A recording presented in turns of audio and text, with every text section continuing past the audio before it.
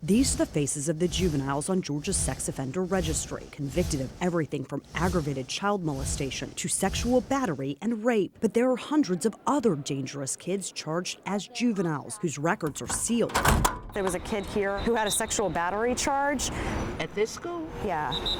We were not aware of it. For the first time, CBS Atlanta News is uncovering the criminal past of the nameless, faceless juveniles walking the halls of your kids' schools. I would be terrified if they let someone in that they knew molested someone. In DeKalb County, 3 kids have been charged as sex offenders, 2 for aggravated child molestation. Well, that's a very serious offense, and that would have to be taken out of the mainstream. But another child charged with sexual battery for touching another student is still attending class at this regular high school. Students are put back that are not deemed violent or not deemed dangerous or not deemed a threat to their classmates. In Rockdale County, a 15-year-old boy was arrested in June for molesting a 5-year-old girl. He's not a bad kid. I mean, he just made a mistake. The boy was released and a judge ordered him back into the classroom. Some people would consider him a predator when he was involved with a 5-year-old girl. He's not a predator.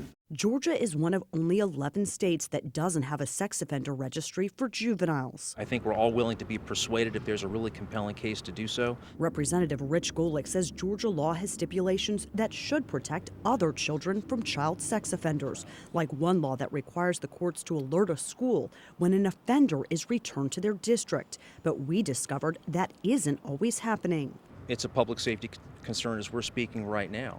School systems have to know that these offenders exist, that these kids are back in their school system, so they can prepare accordingly. Yet we found the Fulton County court system was failing to provide Atlanta and the Fulton County school systems with the notices required by law. How are you guys tracking these offenders if you weren't being notified they were even in your schools?